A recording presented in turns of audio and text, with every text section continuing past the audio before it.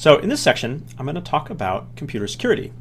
Now, computer security is kind of a scary, sort of dramatic topic, but it doesn't need to be. So I'm going to talk about some of the most important cases, and in particular, staying safe is not that hard. It doesn't need to be that complicated. So for starters, I want to establish this model of the computer. I'll say the computer is sort of like a castle. So let's say here I've drawn the computer, and there's the CPU, and maybe here's a hard drive or a flash drive or something with bytes on it that you care about. And let's say you've got your secret diary.txt. There's some bytes here that you care about. So I'm going to say it's like a castle in that the computer has this sort of, I've drawn this bold border around the side. Like it has a real a wall, and the bad guy's out here. He's outside the wall. Now in the movies, sometimes it seems like, well, the bad guy just drives up in a van, outside your house, and they have some gadget, and then, they just do something and they just get the bytes off there. And that's just not how it works. By default, the bytes are on the computer. You've got the computer. The bad guy's out here on the outside. Like, by default, it's kind of safe. Or put another way, when we look at the different things the bad guy might do, they all involve being on the outside and trying to get inside. But by default, they're outside. So what I want to do is talk about the different so-called attacks that the bad guy might do. One sort of broad pattern I want to emphasize is that it's not the case that there's a bad guy with a picture of you sitting in some apartment, like scheming how to get onto like your computer. Generally, the way it works is that the bad guys are working what you would say in bulk. They don't know about you. They don't know about anyone in particular. They're just crafting not fairly medium complicated attacks and then just sending out millions and millions of copies of that attack. Not putting any thought into any particular one, just trying to snag essentially victims who have taken the least precautions. So if you just do, it's not that you need to have super awesome security, you just need to avoid making very common mistakes. And if you just avoid the common mistakes, you're probably going to be okay. I should mention that sometimes for like corporate espionage or whatever, you might get a government or someone who's trying very hard to break into someone's computer. That's sort of a different class of thing. I'm not going to worry about that case. Presumably, if you work for the CIA or something, you've got your own class. So the first class of attack I'll talk about is password attacks. So the bad guy could try to just guess passwords to get into someone's account. So Gmail or whatever. I'm sure this just happens all the time. This is sometimes called a dictionary attack. The idea being the bad guy could just sort of aardvark, acre, just sort of like go through every word in the dictionary and just guess it. There's 86,400 seconds in a day that kind of give, if they were to guess a password every few seconds, whatever, you could go through quite a few. The trick here to avoid password problems is you just need to avoid very obvious or very common passwords. So your password should never just be a word that appears in a dictionary or a pun or a little bit of wordplay that someone else on the, many other people on the internet might have thought of. So actually, I can show you an example of this is sometimes called a dictionary attack. Maybe I said that. So actually, this is a real example of a dictionary attack. So I run the codingbat.com server, and it just turns out bad guys are trying to break into that thing like all the time. So it keeps a log file of just what's happened. That's a standard thing for servers to do. And I've just put a copy of the log file. So it's a little cryptic, but I'll walk you through it. So what this says is on March 6th at 6:26:20, it says failed password, invalid user Alex from some IP address. That's actually an IP address in Japan. So what's that saying is there was a login attempt and it failed for the user Alex. And then 2 seconds later, there's another one. And then, 4 seconds after that, there's another one. So the Alex 3 times, and then there's a failed one for Adam and for user fax and whatever. And so this kind of shows you the sort of bulk quality. So there's just some bad guy machine out there, and you can see every 2 or 3 seconds, it's just trying another password. And it's just always wrong, right? It's just guessing a word in the dictionary. I mean, what are the odds that that's going to happen to match? It's very, very low. But that's how the bad guys operate. It's not that they have a high percentage idea. It's quite the opposite. They have this very low percentage idea, and then they just try it a very large number of times. So it's also, I think, funny that you can see they have sort of a list of usernames to try, and it's kind of alphabetical, right? Like it's just totally bulk. They're just going through them So that's just kind of, so that, I guess, not to be too scary here, but that's just going on all the time, right? The bad guys are just trying every server they can find every couple seconds, whatever, just like constantly. So as I'll talk about in a second, if you just have a password that's just a little bit hard to guess, you're totally fine. They're only guessing the most obvious kind of passwords for that sort of attack. So here's I thought it was interesting. I just looked up a list of just common passwords. So here's, I'm sure it depends on how the survey is done, but here's some common passwords. So the number one common password was the word password. Number two was password one. No doubt that's when they require you put a number on there. And some of you out there may have actually done that. Or here someone has password 1 through 9 or 1 through 8. Or here ABC 1 2 3. It's not a word, but it's kind of a pattern. It's pretty easy to imagine a lot of people trying that password. Or QWERTY. Another example, someone's trying to be clever, but if you're clever in a way that like a million other people are going to have that same idea, then it's not clever. So those are all password patterns to avoid, right? You can't pick something so obvious that other people might try it. So the good news is that having a secure password, it's not really that hard.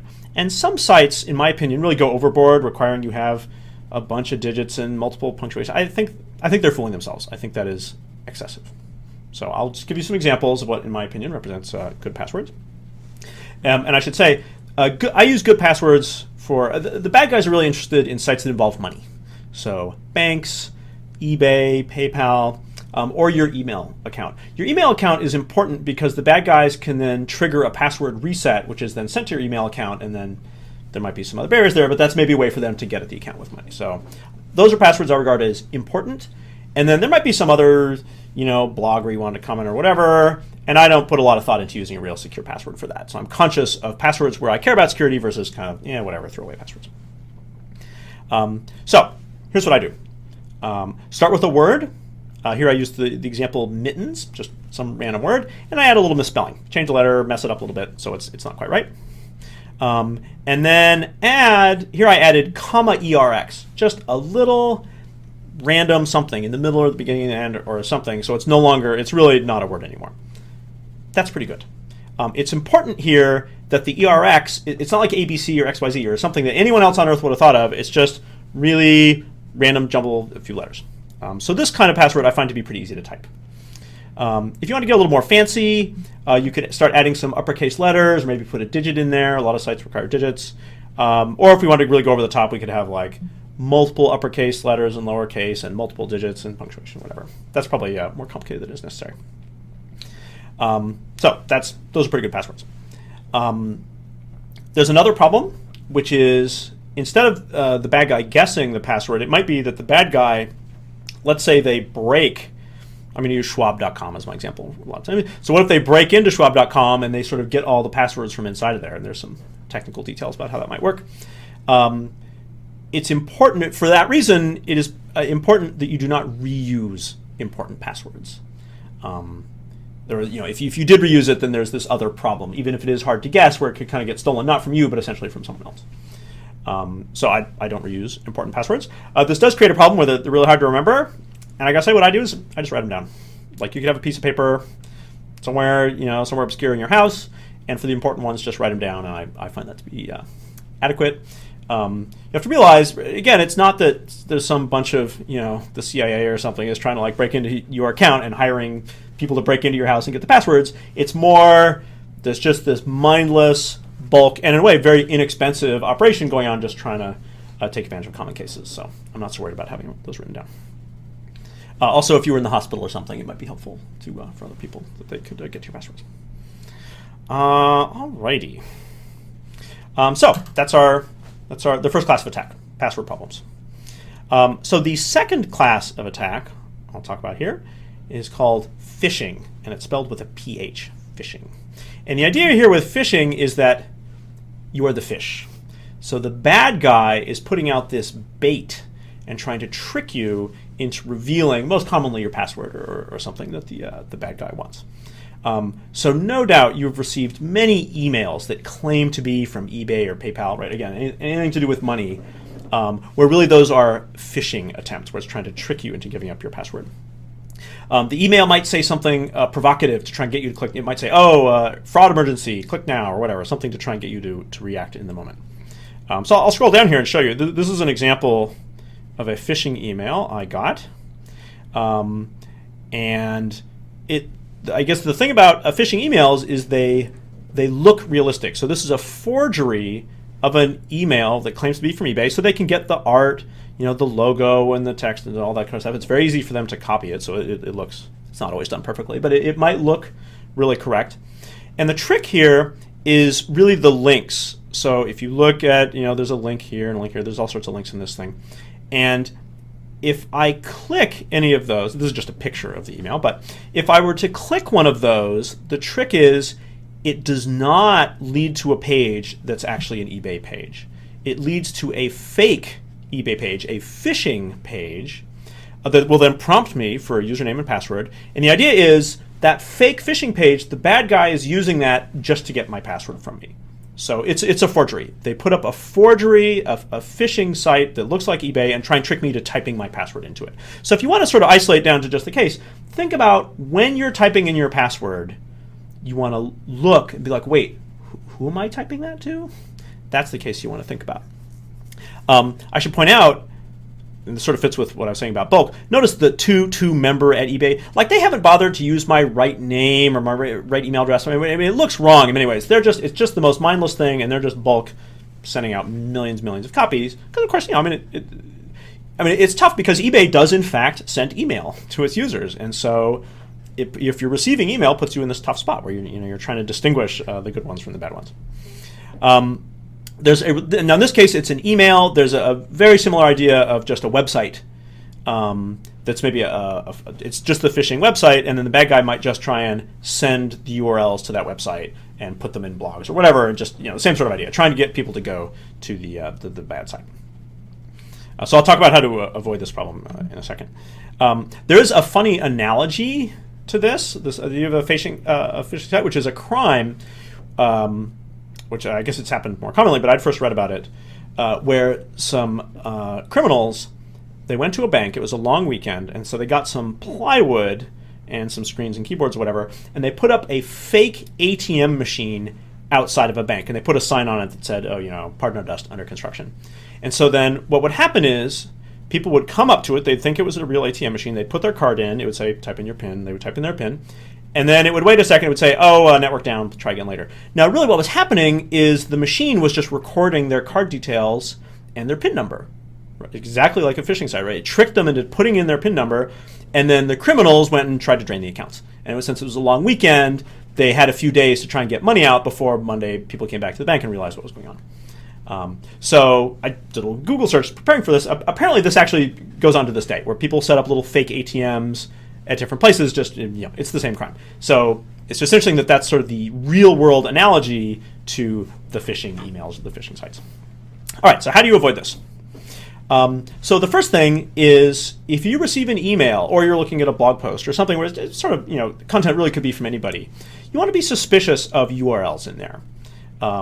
And in particular, if you ever get to a point where it's prompting you for a password, you want to think about, well, wait, what page is that? Is that really eBay?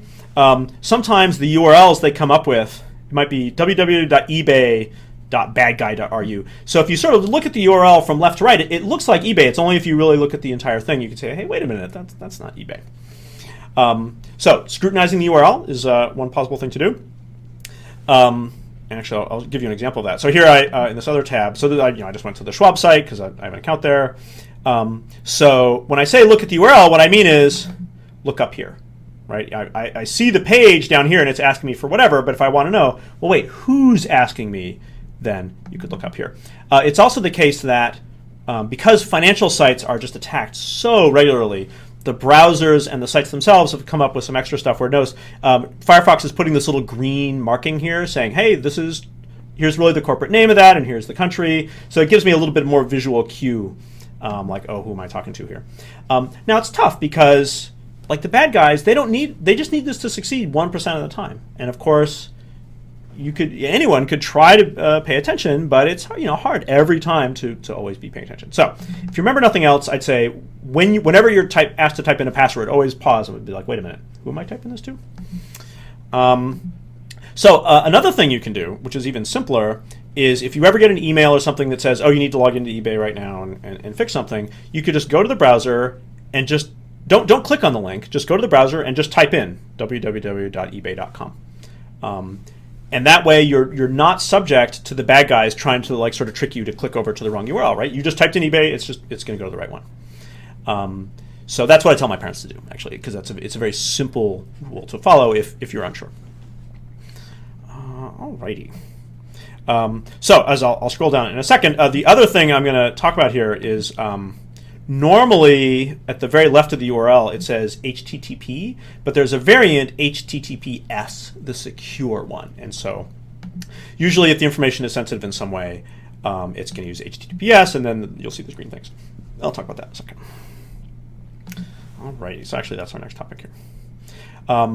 So HTTPS adds some some security features that are attractive for a site like Schwab.com. And actually it does two things. The secure variant, HTTPS, verifies that it really is Schwab.com or whatever on the other end. And there's some technical measures it can make there where Schwab has to file a certificate and do some other paperwork so that that can be verified for HTTPS. So that's good. So that helps with anti-phishing. The other thing that HTTPS does is it encrypts. And so the packets that are going to be sent from my browser over to Schwab.com and back and forth, whatever, both ways, HTTPS provides encryption. So I don't think I've talked about encryption up to now, but what encryption does is it scrambles the data. And so at one end, I'm in my browser, it's going to scramble the data and then put it on the wire. And the result is if a bad guy intercepts the data, it's just going to look like gibberish to them. They can't read it and they can't forge, put stuff into the conversation. And likewise for the packets coming back with my data. So you may remember from the networking section, I talked about how on Ethernet or for Wi-Fi, when my computer broadcasts a packet, it's broadcast, right? Everybody around me can just see it. And so a natural question would be, so if I'm on my browser, if I'm on my computer and I'm going to log into, I'm going to type in my password to Schwab.com, is that password just going to be visible to everybody within 50 feet of me? If they were listening, could they just see it? And so so I did this as an experiment actually. So what I did, here's a picture of it. So I went to Starbucks. And I just logged into their free Wi-Fi. Right, so I've just got my coffee here. I'm sitting, and there's must have been at least 50 other people around there, and like 48 of them had laptops, and I'm sure many of those, probably multiple of those laptops had some kind of malware that had broken into the laptop and was like messing around. And the bad guys famously are very interested in financial sites, so they might have been kind of sniffing around for trying to detect someone logging into Schwab.com or something. So I went to Starbucks, I did this, and I typed in my password, I hit return, and that was fine. That didn't cause any problems. The reason is HTTPS. That if you look at the Schwab page, well, you can't, it's too small here, but when I went to the Schwab page, it was an HTTPS connection, and so that meant that when on my computer here, when I typed in my password and hit return, it was being encrypted, and then the packet was being sent out. So even though all the people around me, if they wanted to, their computers could have been intercepting packets that I was sending, and they could look at them, but because they were encrypted, it would have just looked like gibberish. They couldn't have seen what my password was. So in fact, whatever, I did this, and it's always hard to know that you haven't been hacked, but yeah, my account still has money in it. Whatever, technically, yes, that's a fine thing to do. So anyway, that just sort of demonstrates what does encryption mean? Why? How would that help you? The other thing I should point out is if my laptop had malware on it, like somehow earlier my machine had been compromised and the bad guy had control of my machine, then HTTPS would not have helped. Right? So malware on if it gets on your machine, it could observe what you're typing and keep logs and send information stuff or whatever. You really just need to wipe the machine at that point. But in terms of putting packets out there, HTTPS is a good solution. All right, so that was the second class of attacks. So now I'll talk about this big third category, which I'll just put under the term malware. Malware just meaning basically software that's trying to do something bad to you. So I'm treating this very broadly. I'm lumping viruses and Trojans and worms all into this category, and I'll just talk about them broadly. So the question I want you to think about is, suppose a bad guy, or someone you don't know, sends a file to you, and you're going to download it onto your computer. And I want to think about, or I want to look at how you might feel about that file. So one example is, well, maybe it's just a plain text file, and you double-click it, and it's text, and you look at it.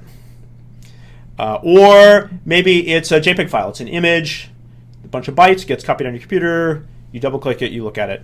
And I'll tell you, these two cases, that's fine. Even if it's a bad guy. The bad guy could just send you a rude picture or bad poetry or whatever, but it's just not going to compromise your machine. It's passive. It's just data. You're just looking at it. So the scary case is if the bad guy sends you a .exe, a program. Now, .exe is just a Windows convention for how to name files. Programs can be named different ways, but I'm just going to use exe for sort of my nomenclature for this lecture. So the way it works is, well, I'll skip to the punchline. So the exe file is very bad. If the bad guy can write a program and send it to you and get you to download it onto your computer and then run it, now my castle model is broken. They've gotten in the walls and they can do almost anything they want. The way to think about this is, well, suppose the bad guy was literally sitting in front of your computer and clicking on the hard drive and looking for stuff, whatever. They could do something bad.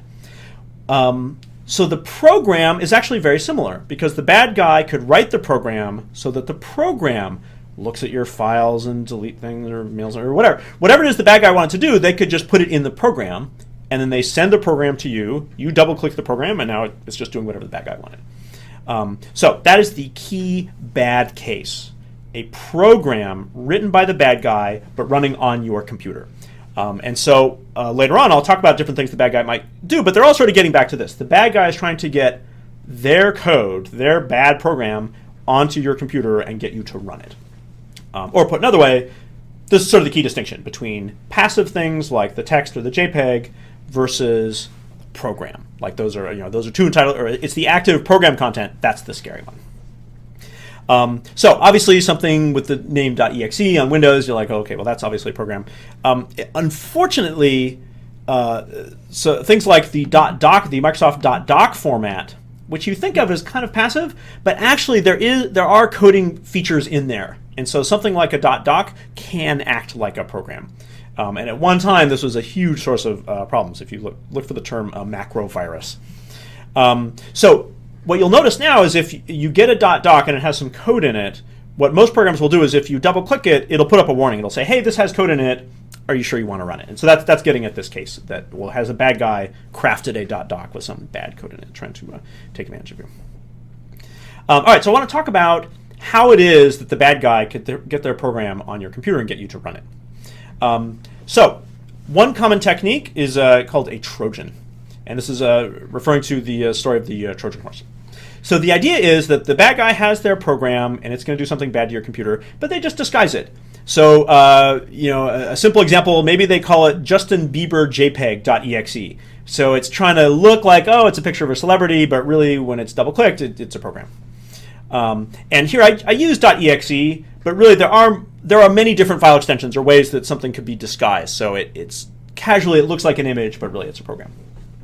Actually, ironically, a common way to do a Trojan is to claim to be antivirus software. They could advertise it or whatever. Oh, here it's this awesome, free for this week antivirus program, and it might actually look like it's antivirus. It might put up a fake screen where it pretends to be scanning or whatever, but really it's just a Trojan and it's just doing something awful to your computer. So, I guess the key thing here is to just be cognizant of when a program written by someone you're not really sure who it is, you're copying it onto your computer and running it. What you might do is just the name of the where it's from or who claims to write it. You could just Google it and just sort of see. My expectation is that if something is a Trojan and it's out there, within a day, it's going to get figured out that that's what's going on, and there'll be all sorts of articles and blogs about it. And so if I Google it and I see no complaining, I figure, well, that's probably okay. Or obviously if you're downloading it from just a well-known a so-called reputable site, then you might feel okay about it.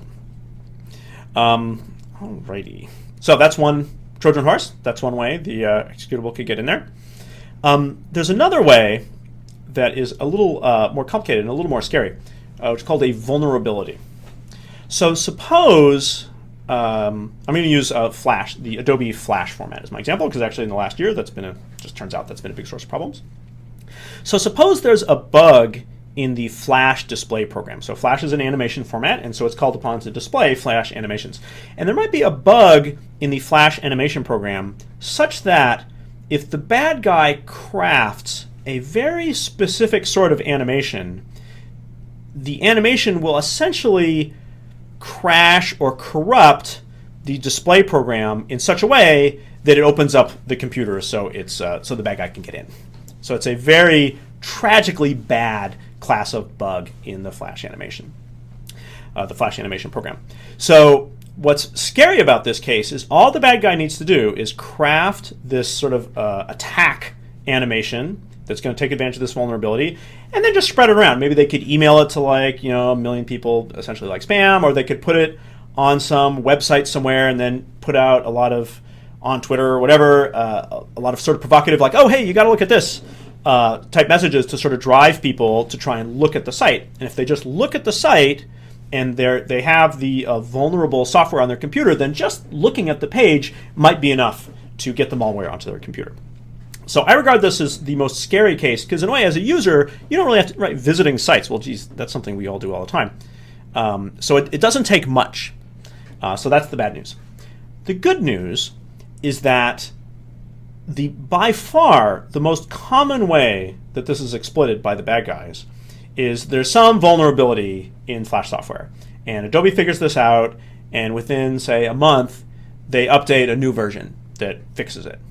And then it might be 6 months or a year later. The most common attacks out there are dealing with vulnerabilities, actually in some cases, that have been fixed for years. So users who have up-to-date software are immune. But to the bad guys, or the way this has worked out as a practical matter, is there's just enough systems out there which are running software which has been out of date for years, and so they still have this vulnerability, and so then the bad guys get onto that system. Again, it has that quality. Well, maybe 80% of the systems are fixed, but to the bad guys, 20%, like, hey, that's plenty.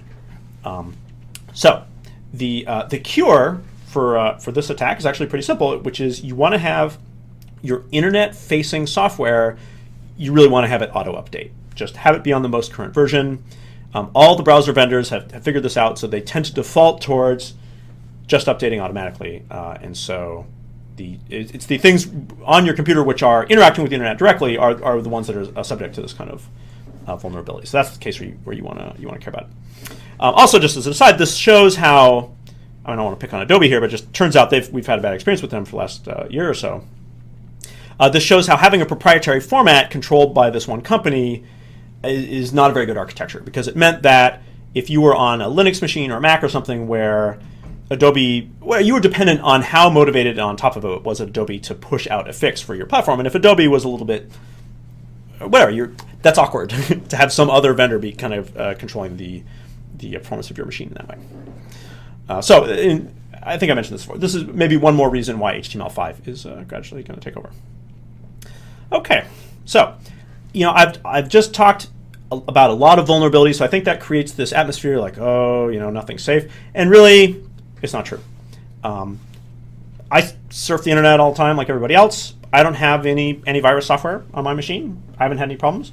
It does help that I don't use Microsoft software, and Microsoft is a very big target, so that maybe helps a little bit, but I don't think weird, extraordinary measures are required to use the internet pretty much safely. So I'm just going to recap what I think are the things that are important to get right. Okay, number one, we had the password attack. You just need to not have a lame password.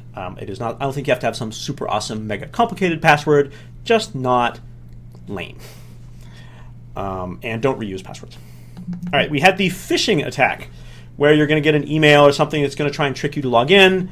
In this case, you want to look at the URL. Where are you trying to log in? Just be a little bit careful.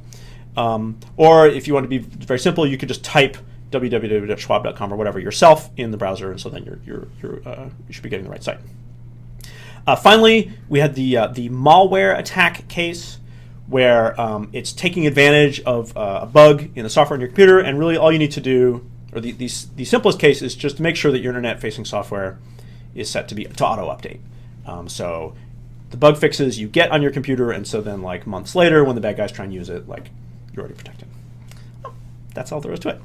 All right, so let's stay safe out there.